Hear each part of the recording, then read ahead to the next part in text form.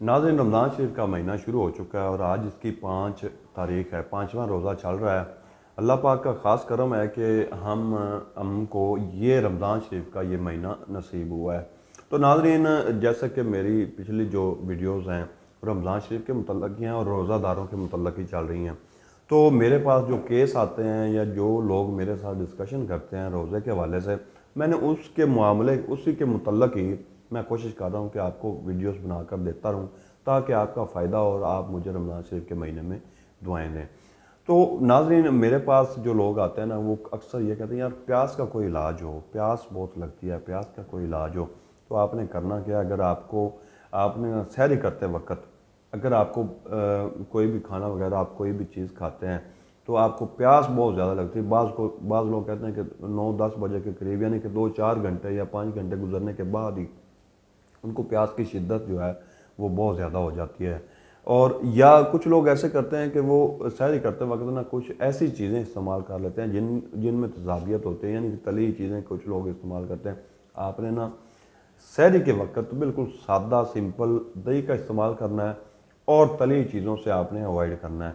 मैं उसका भी आपको बता देता हूँ कि आपने कौन सी चीज़ ऐसी इस्तेमाल करनी है जो सहरी के वक्त इस्तेमाल करने से आपको जो प्यास की शिद्दत है वो कम से कम होगी। तो इसके अलावा आपने कोशिश ये करनी है कि तेज़ मिर्च मसाले वाली कोई भी चीज़ जो है वो आपने उससे भी अवॉइड करना है। चावल वगैरह जो है उससे भी आपने कोशिश करनी है कि सहरी के वक्त अवॉइड किया करें, क्योंकि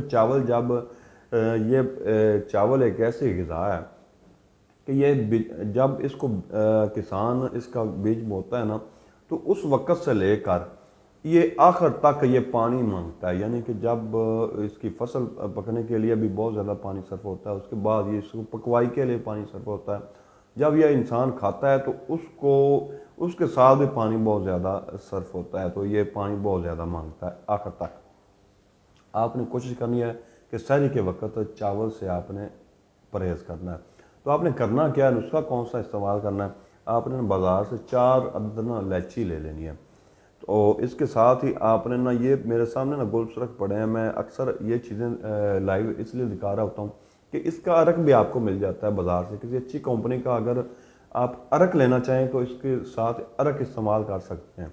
आपने ना 1 कप अरक गुलाब, या अगर आपके पास अरक गुलाब अच्छी किस्म का मैसर नहीं है तो इतना सा आपने ना ये गुलाब की पत्तियाँ इसके अंदर डाल देनी है। तो इसमें 1 गिलास आपने पानी डालकर इसका 1 कप जो है कहवा तैयार कर लेना है। ये कहवा हल्का हल्का सा गर्म हो, बहुत ज़्यादा गर्म ना हो। सहरी करने के बाद आपने इसका 1 कप पी लेना है। इंशाल्लाह आपको सारा दिन जो है प्यास की शिद्दत जो है वो कम से कम महसूस होगी या नहीं होगी। इंशाल्लाह इससे आपको फ़ायदा होगा और रोज़ा रखने में आपको आसानी होगी। कि मोहम्मद अहमद की तमाम टीम को दुआ में याद रखिएगा। इजाज़त दीजिएगा। अल्लाह हाफ़िज़।